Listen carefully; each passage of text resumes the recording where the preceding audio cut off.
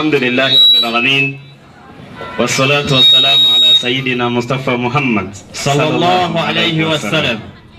Ukuri gushimagizwa ntangire kubera Allah subhanahu wa ta'ala jalal amahoro n'imigisha ngondagare kwasoje ntumwa n'abahanuzi nawe sundi ni icitegerezo ciza umwarimu mwiza adatinya abahakanyi nawe ni ntumwa y'Imana Muhammad sallallahu alayhi wa sallam. Nukuri ngerageje kumviriza umuvuga butumwa avuye hano ku ruhande rw'abakiristo, jewe numvise umenga hari ibibazo byahereye uburyo bestari byuma ntibaze no kugira amajwi neza kubyimana aho urumva no kumarira kugira amajwi neza kwanza. Reka twirire umunyenga arangije ku muntu yamukurikiye neza biravuga ngo ukurikiye kuvyo yavuze guhera kuwa gatanu ejo nuno munsi automatique mabirumvikana ngo ico yahakanye ejo acemera no munsi, ico yahakanye kuwa gatanu yacemeye ejo, ico yahakanye ejo acemeye no munsi. Ategute ejo yatubwira ko Yesu ari Imana weri uno munsi atariko tirumgo nobesha noheba nkajeguza ntabwo ari Imana nikivyerekana nyina wiwe uriya Yesu nayi nababwiye ni Maria mbere nikivyemeza yari yatoranijwe n'iki Imana. Tunabona uongo wake nimekunuku kweli kabisa. Sasa amaze kubigaragaza none umuntu w'umugabo murya mwe mwashaka ngaguma benshi ekada hano hari imbere y'abandi bantu rukorana mu kazi ashaka kuba hariho na bantuze bamnabukwe nabande urumva ntiyoguma yimara amaza kandi bamubona no mugani w'ikirundi warayamaze ngo n'umusaza arashaka kwa ureke bari yabngira ngo batazi diru riko bari baguma babesha we nakwemeye kabisa ati kugira ngo bigaragare ko kubesha kwanje ntegerezwa kugira ahantu ngarukira raba Quran arakiye ijya amayunga nyina hafungiye sire niho ndugira niho hera nibwo rero inyandiko regira iti safi madai haya ivyo yavuze ngo Muhammad ngo yasenze ibigirwamana by'Imaka yanatiriwa nguvu kwa aya ngo arongera inguvu ku nyandiko kwa aya wanayoisema kuwa kwa aya wavuga yuko imeshuka kwa mnasba wa tukio hili asa ngo yaje kubera iyo mpamvu yico nyene cyabaye na hatukumtuma kabla yako mtume inyandiko iravuga ngo ntitwatumye ntumwa nimwe mbere yawe yewe ntumwa y'Imana Muhammad wala nabii cyangwa umuvugisha ila anaposoma kiretse ko iburi ntumwa yose yisomye shetani alitia fitna katika masomo yake. Tulia ikicemeza ko buri ntumwa iyo yigishije shetani ikishiramwo ubwangano cyangwa se amajambo atari meza mw'ibyo byigisho byiwe urugero yarutana neza kukwereka manira umurongo lakini Mwenyezi Mungu ariko uhoraho Imana bigira byose ondoa anayatia shetani kisha bya bindi byose shetani yashizemwo Imana ntabwo ibisinziriye kuba twamenye wabiryama kisha Mwenyezi Mungu Imana itikuramo kandi Imana huzimakinisha aya zake igahita nono ishinzuriza ku murongo byabisomwa byayo yayantumwa yayo na Mwenyezi Mungu ni mjuzi mwenye hikma. Teremka inaendelea safi dhana hii potovu ati rero uko kwibaza amacenga y'ubupapa yabo bagabo inajibiwa haraka katika sura hiyo inyishi yaho nyene mwiyo sura nyene rimwe yumba kuri wari kibazo mu mutwe kuwa bivuga ngo wala shetani wala hasemi kwa tamaa ya nafsi yake ma yuntiqu anil hawa in huwa illa wahyi yuha na intumwa y'Imana Muhammad sallallahu alaihi wasallam ntabwo yavuga ikintu kubera gushaka kwiwe kiretse uko yishuriwe na Allah niko yashikana ntabwo shetani wa hayakuwa haya anayoyasema ila ni wahi uliofunuliwa basi onega gukorerwa na shetani. Banza musome neza mwige icyo mugiye kwigisha mucerekana. Nibyo ambwiye ngo ndaba abantu kubera hariya nari narabye s'abantu sibyo. Murakoze reka nirabira abantu mwebwe ibikoko ndabaretse. Sawa ugize neza. Kweli kabisa. Ugize neza sana. Urakoze. Sasa ahitavuga ati kubera Qur'ani yavuze ko iyi ntumwa ivuze shetani ashiramwo ibintu byo gucanganya. Kweli. 4:8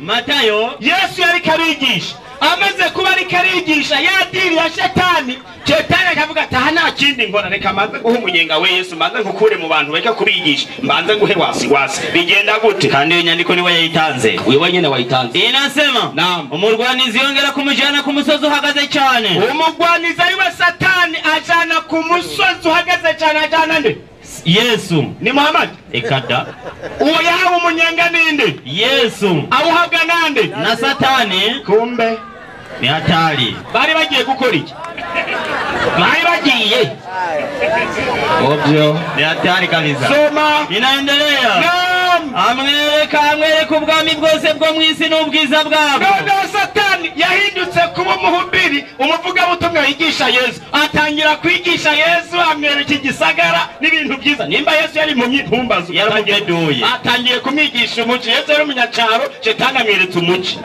ati ibyo byose ndabiguha ati uya muci wose ndawukugabira wewe hari haruguru ni wapfukamira ariko bwira ngo ndawuguhe bonisi numfukamira ukansenga turiya Satani amaze kwigisha Yesu ati niba mfukamira ukansenga cyaguha iki umuci nimba inyigisho ya Satani tabayeho abakristo basenga bameze gute bapfukamye so indiwa babanigisha ngo amafi yose apfukame mizina ryane rya Yesu igupfukama Yesu yabyishijwe nani na Satani kumbe ovyo kwaza ni byemera nyanga Allahu akbar wose menye kiduga woduga manurira harya nyene sasa tipe yakubwiye ati tuseme ibintu wamino bicekinge neza udugi ku bintu ubona twagihiye mwalimu ndiyo baba ndugu yangu ahitaraduga aduga kuri Qur'ani uziyo yaduzeko duha makuru aduga kuri Qur'ani 2:9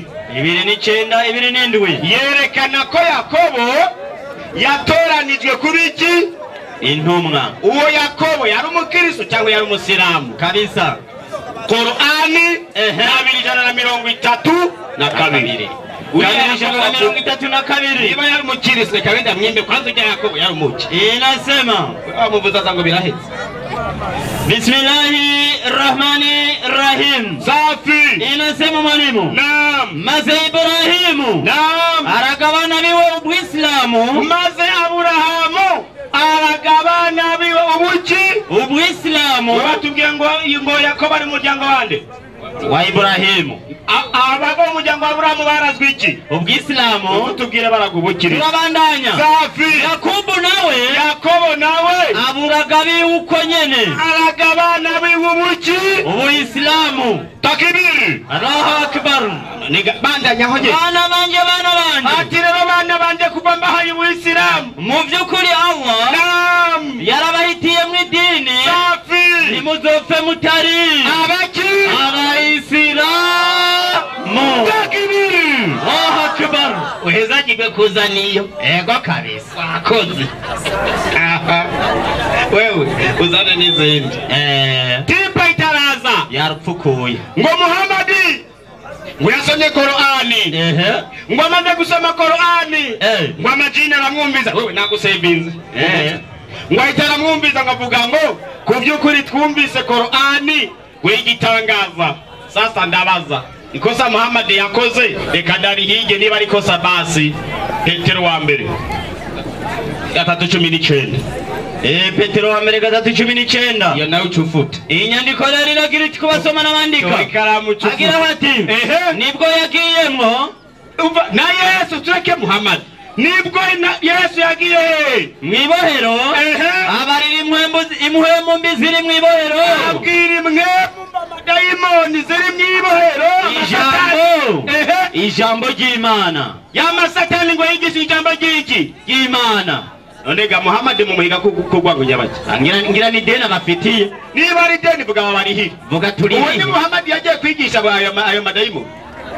Ni wese vuga turirihe. Oho. Mutangiye gutama amaboko nk'abatwawe n'uruzi. Niko bimeze. Niba umurongo utawubonye ceceka. Ivyatsi biranyereye. Ahantu utangire gutama amaboko. Tipe. Araduga hanu wenda abereka ubusuma bwiwe. Asoma Qur'ani 4:5 kandi abereka ikintu yanyegeje kuri Muhammad. Wewe. Ine na kabiri. Safi. 5:2. Jevuba. Bismillahirrahmanirrahim. Naam. Inyandikira giriti mwalimu. Yabana mayumvise. Kubasoma n'abandika. Safi. Uko Kiswahili. Alisoma ya Kiswahili. Ya Kiswahili. Ile ya Kiswahili. Na mimi nitasoma vile ya Kiswahili. Kweli kabisa. 42:52 inasema Bismillahirrahmanirrahim. Bwana, na namna hivi tumekufunulia wahi kwa amri yetu. Ulikuwa hujui kitabu ni nini? Yerekana ati Muhammadi mbere na mbere igitabo ntiyarazi ngo niki wala imani cyangwa ngo ukwemera niki, lakini tumefanya kitabu hiki Qur'ani, ati twagize iki gitabo rero Qur'ani ni nuru ambayo kwa hiyo Qur'ani twayigize umuco kwa nuru hiyo hiyo muco Qur'ani tunamuongoza tumtakaye katika waja wetu, tuyobora uwo dushatse mu bashumba bacu, na kwa yakini mbere hani yacha simba rero nakufacha makuranu simba na ndakurura, na kwa yakini ati kandi kubyukuri we Nabii Muhammad wewe nani unaongoza katika njia iliyo nyoka.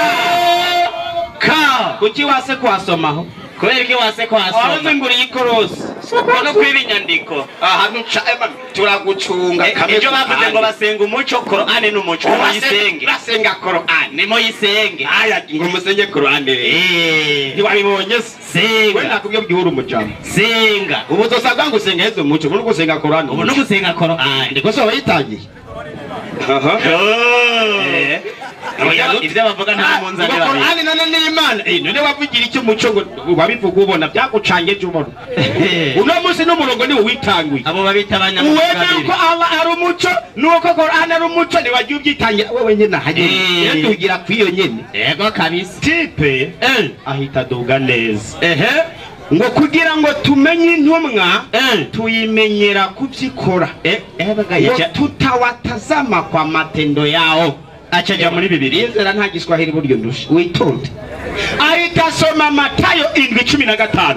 Ego kabiri reka ndakwereka kandi yaze kuvuga kandi kibuti kweli tafi inyandiko rero iragiriti naam tuje ku 15 ahereye mwereka kandi rero yibagi mwirinde bigira bavugishwa naam abavugishwa n'Imana tafi aza kuri mwebwe abandi atubwira ngo yitwa nde bambaye nk'intama ariko imbere y'amabingira y'inkazi, bamwe biyambitse inkofero nk'abayisilamu kandi ndana ari gupinga ubuyisilamu. Muzobamenyera ku byo muvugira hano. Mbega 2:1 ibyo bamaniriye umuntu wese avumereza ati mwami abo bandi rero ibintu bami cyambere avuga ngo mwami abameze bite umuntu wese avumereza ati mwami ego siwazo kwinjira mu bwami bwo mwijuru ukabuzi ko biri kuramena amatwi abantu babwira ngo mwami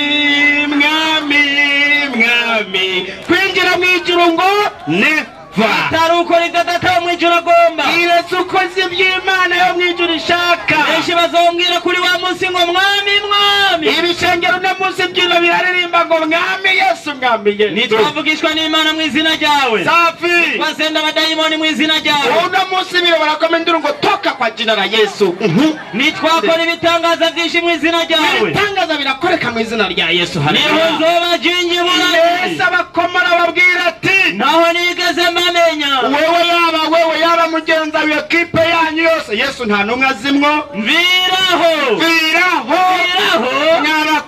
abakora ibizira mwe potere ya mbali kuraza ibintu byo abo ni bande rero mwarimu abo ni bande nande ntabuzi duha amakuru 24 Matayo 24 Matayo ndabakwereka kuko hazokwaduka bigira Kristo abana ba Kristo saba Kristo n'abakristo bitirira izina ryande ya Kristo ari wende Yesu akazi kabona kugira iki abigira bavugishwa n'Imana uryavuze ngo umuntu uvugishwa n'Imana ngo barikiwe bagakora ibimenyetso bihambaye n'ibitangaza kugira ngo bagirene bazimize n'abatoranijwe yanyu twayibonye no kuzimiza abantu n'ibyashoboka aha rero ntabwo gikunda kirugaye kabisa tipe atasoma wa Korinto wa pili 11:15 11:15 nakubeshe nazanditsa 11:15 ndanditsa hana kubisa inasema naam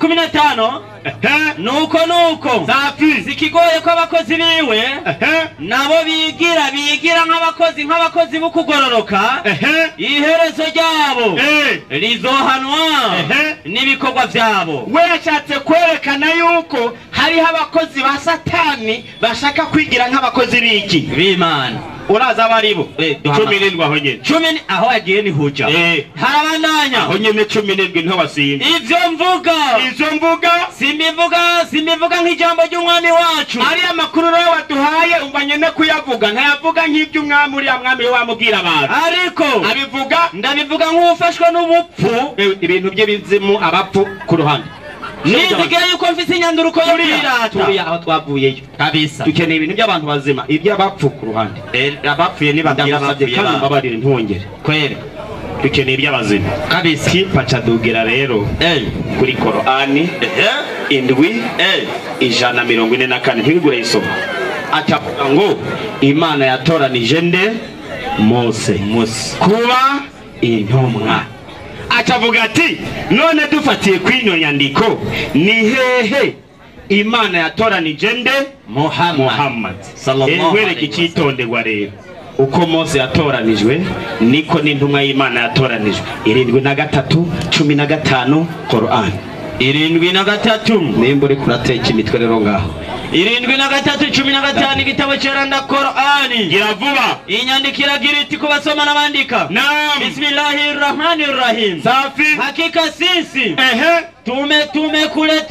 tumekuleteni mtume ati kubyukuri twabazaniye ntumwa aliye shahidi juu yenu kugira ngo wicabona kuri mwebwe kama tulivyompeleka mtume kwa Firauni nkuko twarungitse intumwa kuri Farao intumwa yarungitse kuri Farao nini ni Musa ati na Muhammad yatumwe nkuko Mose yagize gute yatumwe ugapinga Qur'an irahari Qur'an 2:153 twagiye kabiri 153 inyandikira giriti rero ku izina ry'Imana nyene imbabazi nyene impuhwe kubasoma nabandika safi na 53 havuga kandi na 50 hagira hati aho uzoja hose kane 153 okay 150 naam Bismillahirrahmanirrahim naam kwa wasomyi n'abandishi mu